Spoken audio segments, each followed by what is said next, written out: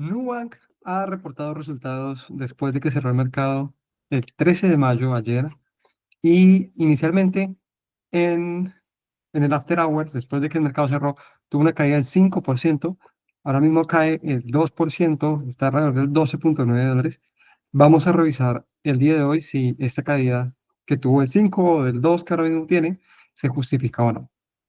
Entonces, Nubank, en primer lugar, pues es una acción que ha ofrecido diferentes precios a lo largo del tiempo. Ha ofrecido en el último año, que estamos viendo la gráfica de un año, entradas desde los 11 9 dólares, incluso en algún momento por acá ha tocado tal vez, y ha tenido precios tan altos como casi los 16 dólares. En este momento está como en un punto medio de 13 dólares y eso le da a Nubank una capitalización de 63 billones o 63 mil millones de dólares.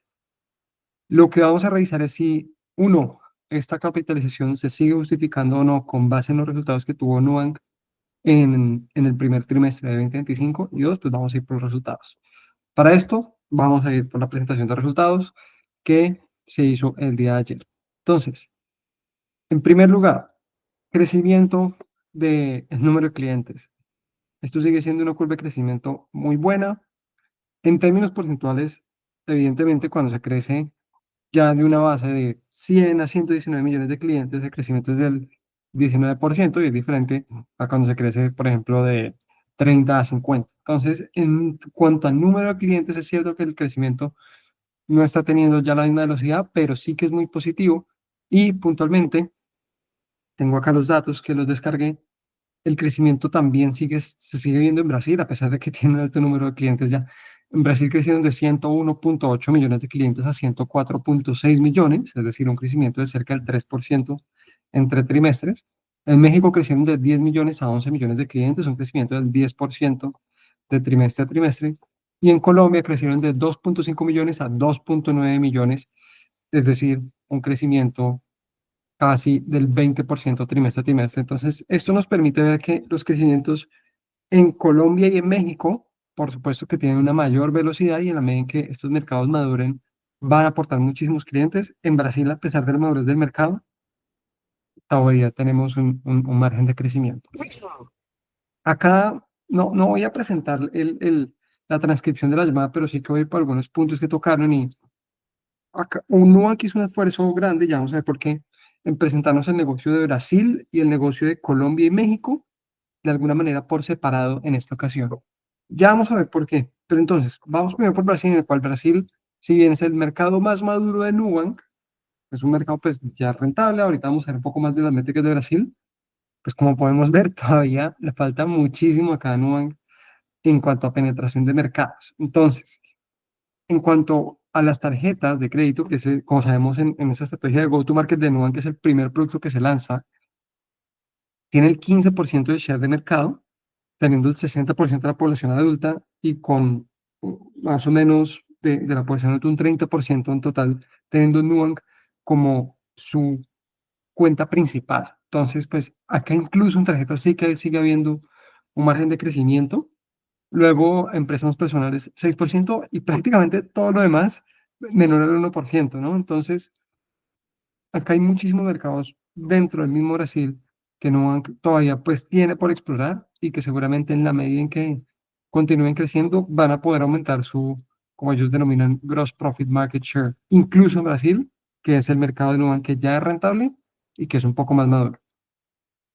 Em, Luego, pues, la verdad que mirar México y mirar Colombia, pues son mercados que están todavía muy, muy pequeños. Lo que sí que llama la atención de México es que en México solo están con depósitos para retail, para clientes, personas, tarjetas y préstamos. Y ahora Nubank, hace muy poco, logró obtener ya una licencia bancaria para operar como Banco de México, lo que quiere decir que van a poder ofrecer una mayor gama de productos a sus clientes.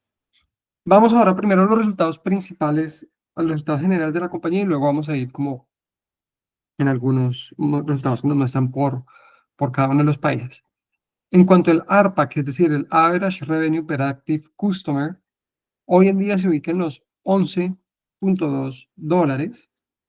Este es un valor que en realidad ha estado relativamente estable, es decir, hace un año en dólares estaba en 11,4 dólares, no ha crecido mucho, Tenemos también que tener en cuenta que Colombia y México, que son mercados menos maduros y que tienen un menor ARPAC, cada vez tienen una mayor participación en cuanto al número de clientes. Entonces, es cierto que también podemos esperar que esto vaya cayendo. Y esta gráfica que nos muestran es muy interesante, que es, número uno, en la medida en que pasa un mayor tiempo desde la originación del cliente, el ARPAC sube. Es decir, un cliente en sus primeros 12 meses deja de menos de $5, mientras que un cliente que ya tiene más de 5 años, por ejemplo, está dejando entre 18 y $26. Y segundo punto que es relevante y es los bancos establecidos tienen un ARPAC de $43. Entonces, incluso mirando los clientes más maduros de Nu, los que tienen 8 años, que tienen $26 en promedio, todavía hay un margen de crecimiento de ese ARPAC, de ese Average Revenue Per Active Customer. Y esto pues va a ser a través de la expansión de un mayor número de servicios, como ya lo están comenzando a hacer en Brasil. Y lo que nos muestra es que, nuevamente, Brasil, incluso pese a ser un mercado con relativa madurez, todavía tiene mucho margen de crecimiento. Entonces, ¿qué vamos a ver? Que en la medida en que estos shares de los diferentes servicios crezcan y el gross profit market share crezca, vamos a ver cómo este ARPAC va subiendo y vamos de los $11, viendo que Nubank se debería comenzar a acercar al ARPAC de los bancos establecidos. La gráfica que a mí en realidad más me gusta, siendo esta una gráfica espectacular, es esta, y es el Cost to Serve per Active Customer, porque esto es la ventaja competitiva de un banco digital y puntualmente de Nubank. Y vemos cómo, si bien a pesar de que Nubank nos había dicho en el pasado que el guidance es que este número esté por debajo de $1, continúa disminuyendo. Si estamos hablando de que hoy en día el costo de servir un active customer está en 70 céntimos de dólar. Entonces, pues yo creo que estos son dos gráficas muy buenas, muy poderosas, que hablan, como dicen ellos, del operating leverage que tiene la compañía en la medida en que crece. Resultados del primer trimestre, ya hablamos un poco de los clientes, 60% de la población adulta de Brasil. Cuando tenemos en cuenta los que tienen la cuenta como su cuenta primaria, cerca del 30% de la población adulta de Brasil tiene Nubank como su cuenta primaria. Em, y en México y en Colombia, porcentajes menores, súper relevante acá en México, que en México, a diferencia de Brasil, en donde ya hay una bancarización relativamente alta, México hay un mercado por crecer, es decir, el pie de mercado va a crecer. Esto no va a ser solamente de comenzar a tomar share de los mercados, de los bancos existentes. Luego vamos al portafolio. El portafolio crece. Acá nuevamente, y digo nuevamente porque cuando revisamos los resultados de Q4, veíamos como en dólares el portafolio ha estado prácticamente flat, ¿sí? Es decir, no había crecido, había pasado de 20.9 billions a 20.7 billions, pero cuando lo mirábamos sin el efecto de la tasa de cambio, pues ha crecido en un 13%. Entonces, la misma lógica tenemos que usar cuando miramos Q1 2025, a pesar de que creció de 20.7 billions a 24.1 billions, el crecimiento fue del 8%, es decir, no fue un crecimiento tan acelerado. Y esto pues se debe a la revaluación o la devaluación en general del dólar que se vio en el primer trimestre de 2025 como consecuencia de los anuncios de los aranceles que hizo Estados Unidos. Acá recordemos que estamos viendo los resultados de enero a marzo de 2025. Y también continuamos viendo cómo las tarjetas de crédito, si bien siguen creciendo, es decir, Nubank ahora mismo tiene el mayor portafolio de tarjetas de crédito que ha tenido en su historia, pues cada vez pesa menos dentro del portafolio de crédito, con, con los préstamos con colateral y sin colateral creciendo cada vez más. Acá pues comenzamos a ver un poco de Brasil, en el cual nos hablan de la originación de los unsecured y los secure loans. Esto está en reales, nuevamente pues sigue creciendo 64% año contra año, 10% frente al trimestre pasado.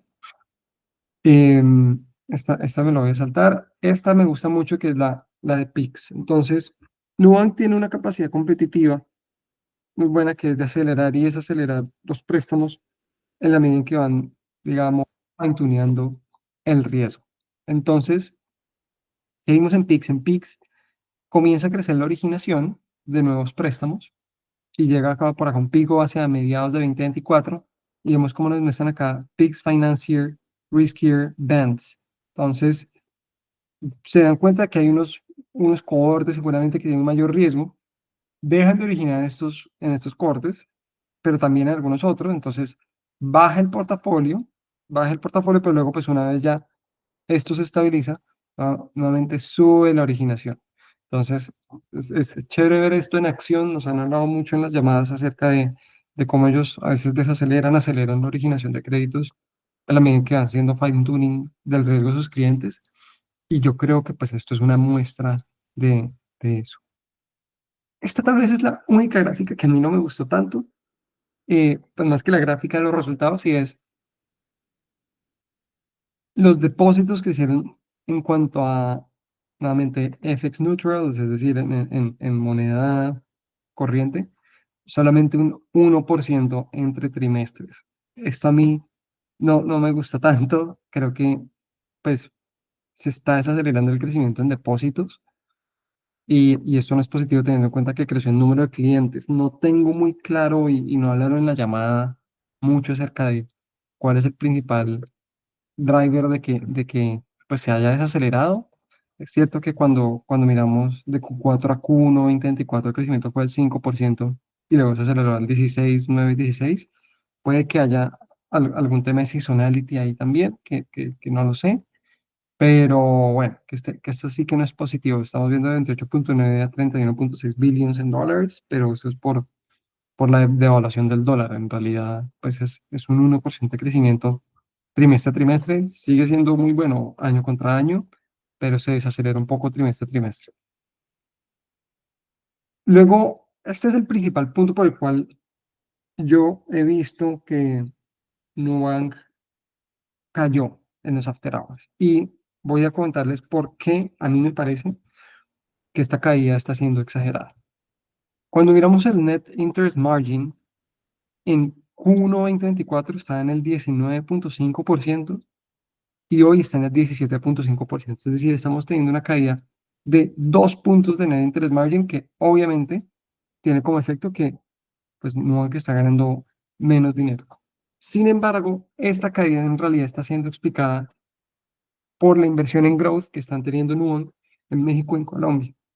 No tengo los resultados a la mano y no los reporta, pero en Colombia, por ejemplo, todos los bancos deben reportarle a la Superintendencia Financiera sus estados financieros, y en este caso, pues reportan Nu Colombia, no Nu Holdings como tal, y Nu Colombia, por ejemplo, hoy en día da pérdidas, es una entidad bancaria que genera pérdidas, como la gran mayoría de neobancos, como también lo hace Lulobank en Colombia o RappiPay en Colombia, que todas estas entidades reportan sus estados financieros, es información pública, se lo reportan a la Superintendencia Financiera y es una información pública que se puede consultar y estos bancos dan pérdidas. Entonces, ¿qué es lo que pasa? Que hay una inversión en growth en México y en Colombia en la medida en que se está creciendo esa base, esa penetración de la base, y ese growth en que se explica, en que, por ejemplo, el costo de los depósitos como porcentaje de la tasa interbancaria de México y Colombia es ligeramente superior a este 90% en promedio. Entonces, pues estos costos son superiores en la medida en que hay una inversión de growth, hay una contracción del margen,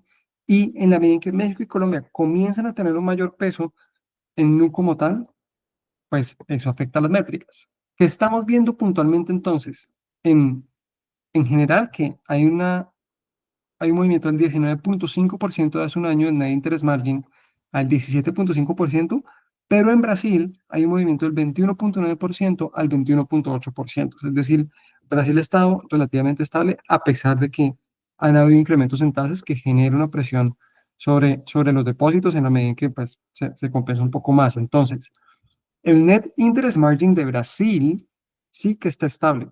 Y esto pues es una noticia positiva porque este es un mercado que, realmente, sin ser maduro, es el mercado más maduro de Brasil, de Nubank, perdón. Y lo que vemos es que pues sigue teniendo un net interest margin relativamente razonable. Este crecimiento del net interest margin ya en dólares o el del 5% trimestre a trimestre, pues seguramente viene de parte de Brasil. Parte puede que venga de México y Colombia. No tenemos acá el desagregado si la contribución de México y Colombia incluso puede llegar a ser negativa. A lo mejor incluso lo es. Pero México y Colombia son las inversiones de growth. Es decir, hay que entender para mí Nubank como, en este momento, como dos diferentes negocios, que es dos mercados de growth que son México y Colombia, en donde no está invirtiendo para desarrollar estos mercados y que sean los siguientes Brasil, y Brasil, que es un mercado más maduro, que ya es rentable y en el cual están expandiendo su gama de productos para tener una mayor rentabilidad. Y esto acá pues lo explican en el cuarto del cuarto en el que tenemos el 17.7% y pasa el 17.5%, y ahorita vamos al apéndice para que miremos el year over year, como de Q4 a Q1, Brasil en credit cards y lending aportó 0.9% de net interest margin positivo, y es México y Colombia que aportan un negativo, un decrecimiento del menos 1.1%. Entonces, pues yo creo que esto es un buen síntoma de que de verdad esto está siendo explicado por el crecimiento, por la inversión en crecimiento en México y en Colombia.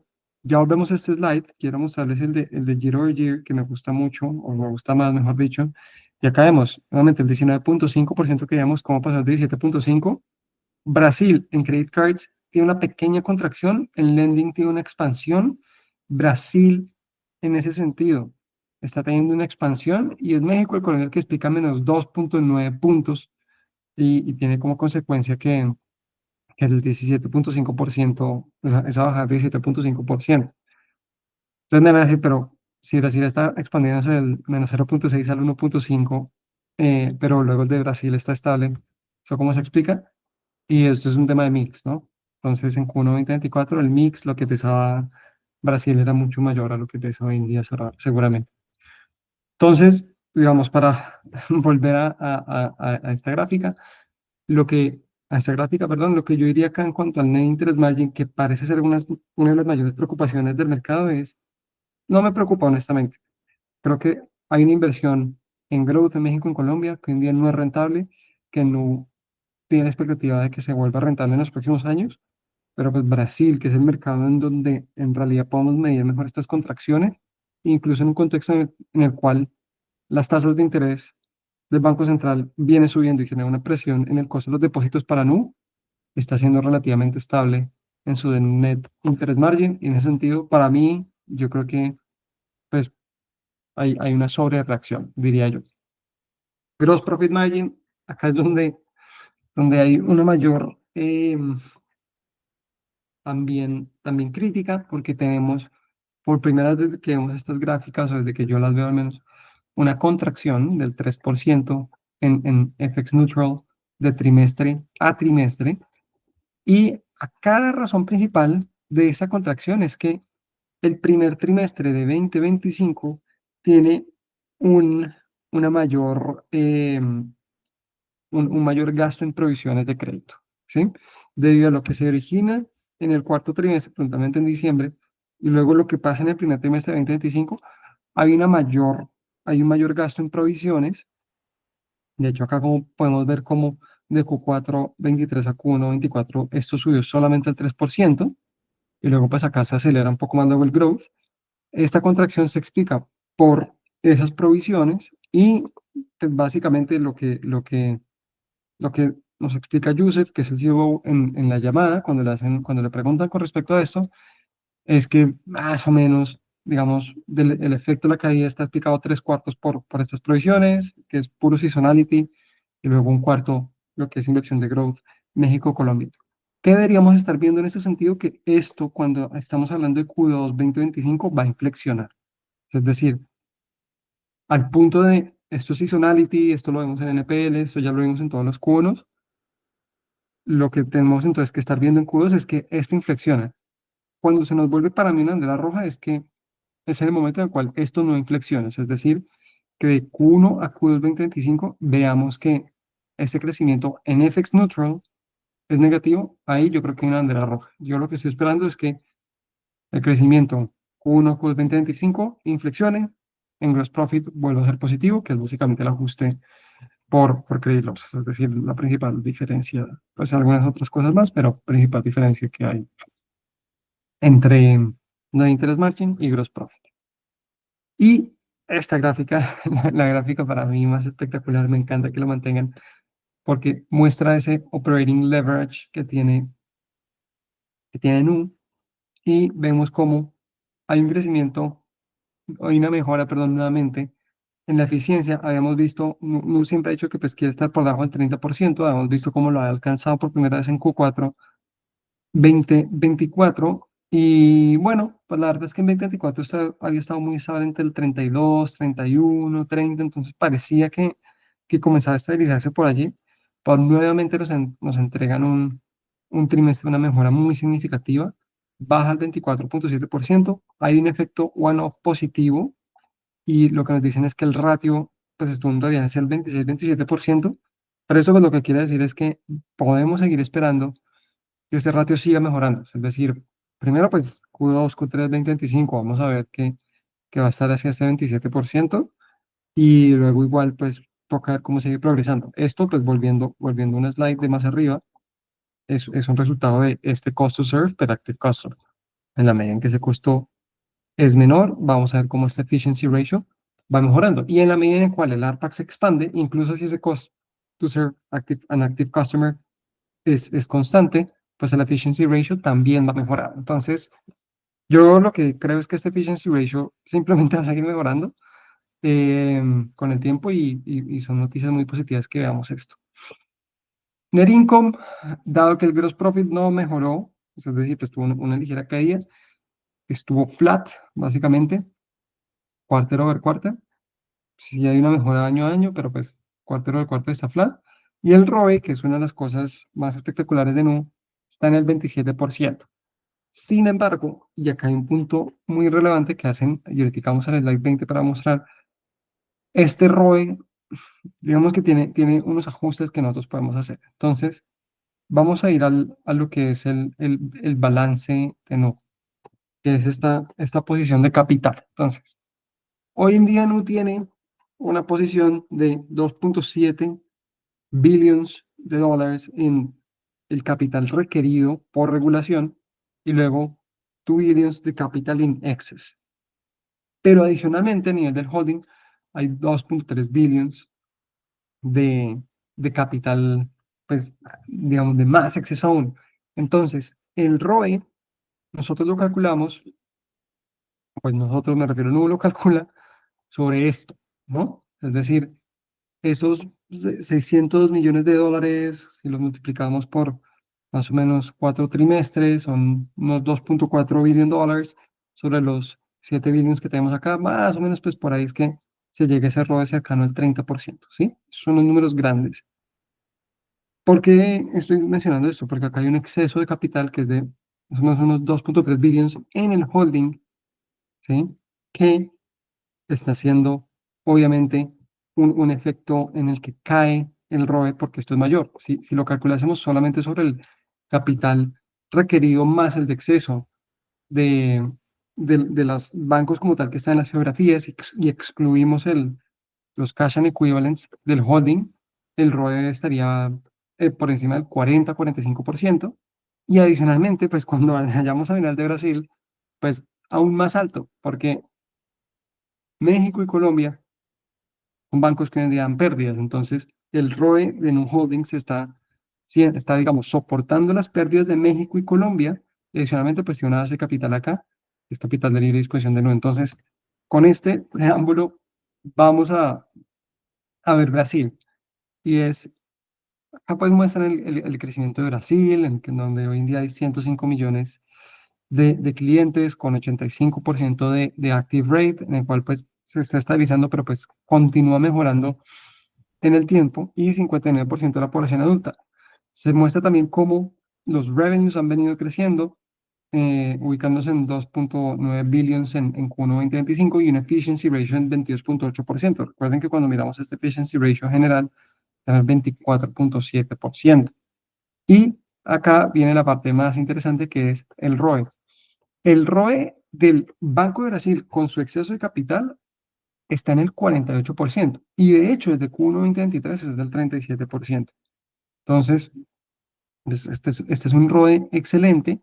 Y el ROE, pues cuando no se considera ese exceso de capital, eh, y simplemente se considera el capital regulatorio, llamémoslo mínimo o obligatorio, pues estaría en el 88%. Para mí, en realidad, esto es ficción, pues si tiene el capital en exceso en el balance, yo no le prestaría mucha atención a esta métrica, pero estamos hablando que en Brasil, que es el negocio que ya tiene un poco más de madurez y que es rentable, este ROE es del 48%. Entonces, Es cierto que el ROE cayó al 27, pero cuando miramos esto, pues digamos, un net income de 557, acá el net income es de 568, es decir, en lo demás hay una contribución negativa.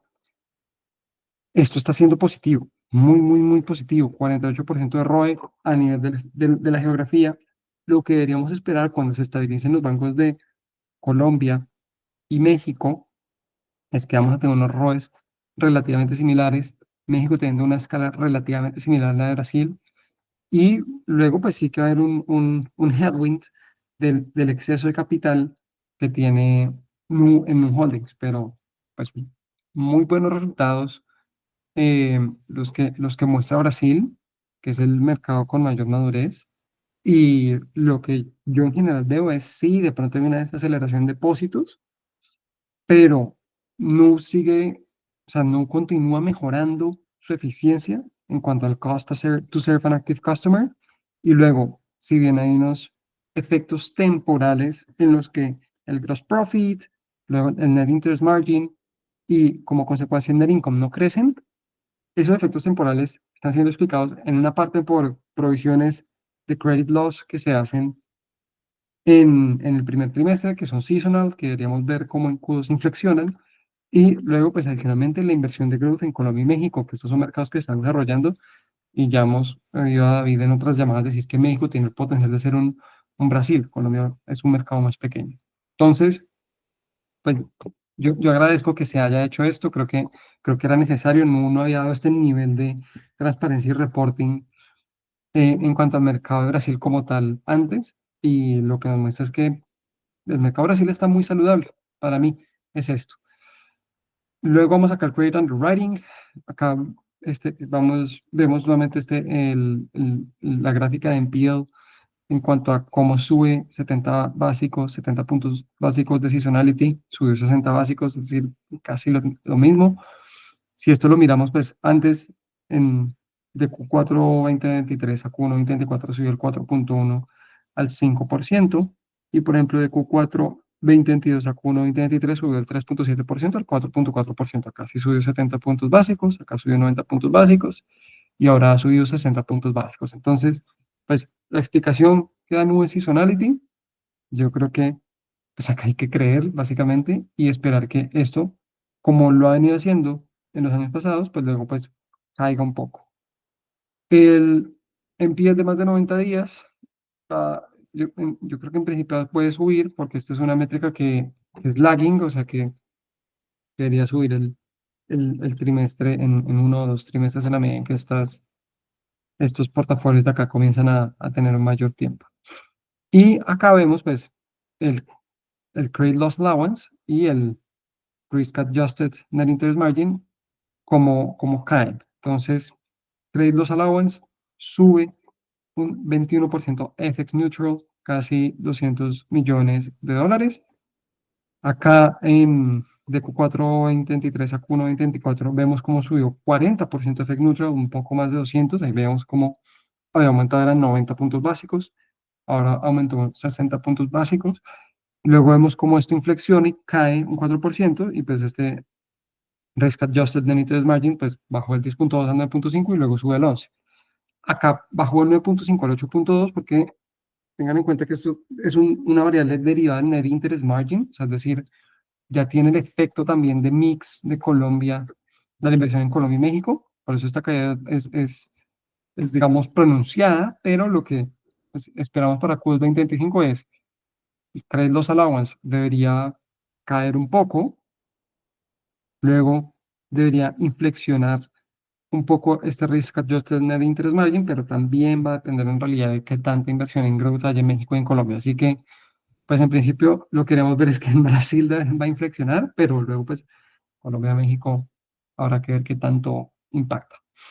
Em, ya acá pues se cierra con el Q&A, volviendo tal vez, hay un slide no me lo salté, creo que no estaba, este es el con el que quería cerrar. Em, yo creo que todavía falta mucho en la historia de Linux, es decir, los, los ingresos FX neutral se están desacelerando, digamos, como hace un año crecían al 60%, hoy en día crecen al 40%, y yo creo que esto va a ser una tendencia que vamos a ver, a pesar de que está el mercado de México y de Colombia. Brasil es un mercado en el cual la penetración ya es bastante alta y el crecimiento va a venir de capturar un poco más de ese cuadro que veíamos de los diferentes productos. Entonces, yo creo que es normal que este crecimiento se desacelere. Y en cuanto al net income y el adjusted net income, que vemos estos ROAs del 27, del 30, lo que sabemos es que cuando miramos Brasil, que es un mercado estabilizado, el ROE es del 48%, ¿sí? Entonces, México y Colombia, cuando se estabilicen, que todavía falta un par de años, pero cuando se estabilicen y comiencen a ser mercados maduros, van a tener ROEs del 30% o más. Esa es la expectativa.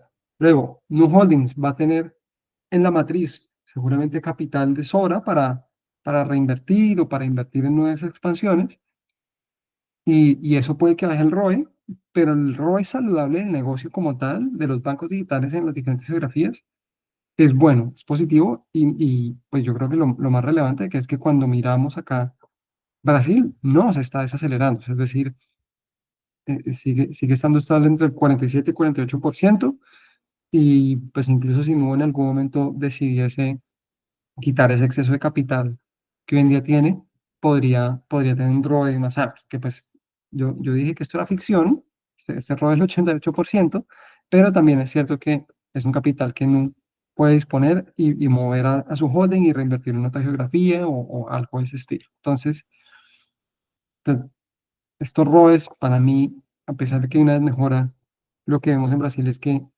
continúa mejorando, y pues no nos olvidemos de la visión que hay. Esto no creo que pase en 2025. Lo que nos ha dicho ahí en entrevistas y en otros foros es que va a pasar en 2026, y es que hay ciertos strategic tenets que son el desarrollo de marketplace en Brasil, es decir, el desarrollo de más servicios, de capturar un mayor share de ese gross profit share del mercado que hoy en día uno tiene, de subir ese ARPAC de Brasil y pues general de Nu, pero que el ARPAC de Brasil debe estar en unos 12, $13, de subirlo a esos $40 que tienen los bancos establecidos. O sea, todavía hay un potencial de subir el ARPAC entre 3 y 4x para Brasil, subir los revenues de Brasil solamente, a partir de desarrollar más el mercado. Ese fue el primer strategic tenet. Luego la consolidación en Latam, en México y en Colombia, mercados en los que hay inversión de growth, que tiene un crecimiento positivo en el número de clientes, y hay que ver cómo se consolida en el tiempo, pero pues so far so good, diría yo.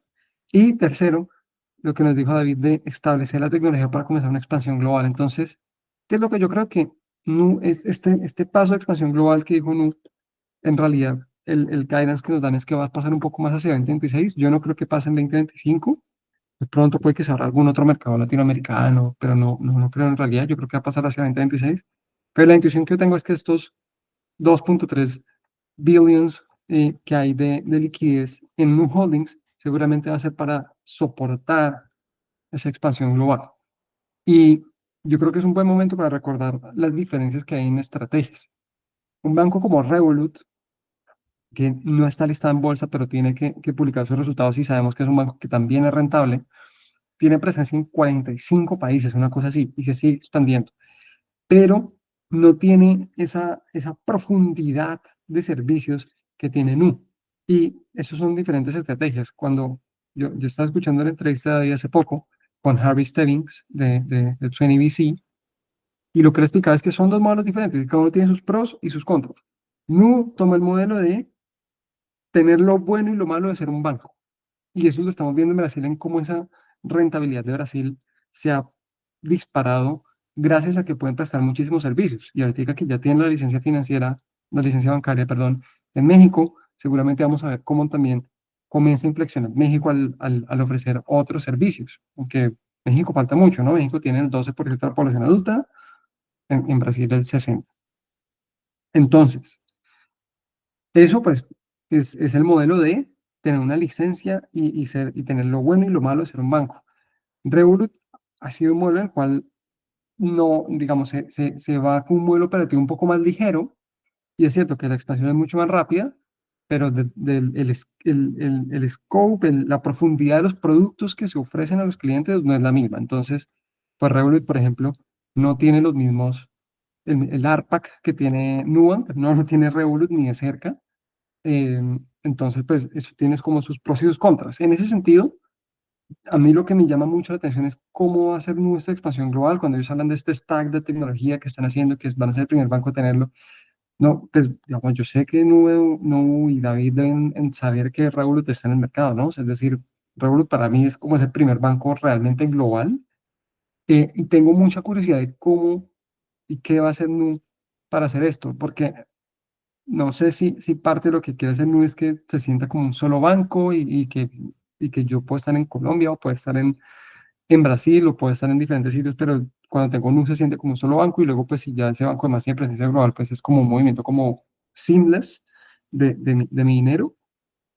No lo sé, es decir, recordemos que pues los bancos, así yo tengo un Banco Santander en Colombia y un Banco Santander en España, es como si yo tuviese dos entidades absolutamente distintas y yo soy un cliente muy diferente para cada una de ellas, como si no tuviesen nada que ver. No sé si la aspiración que tiene David es que eso no se sienta así y que sea un banco verdaderamente global, no lo tengo tan claro, pero pues esto es hacia 2026 y con esto cierro, o sea que al final, de alguna manera, pues va a ser un poco como si yo estuviese repitiendo lo que dice, pero pues sí que sigue siendo el día uno de alguna manera para Nu.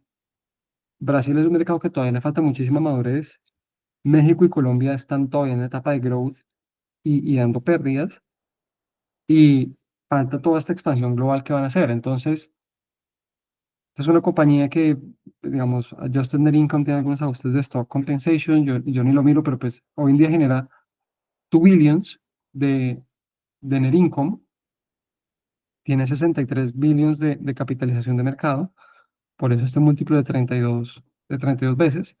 La expectativa es que el múltiplo en los siguientes 12 meses sea de 25x, es decir, que la utilidad crezca.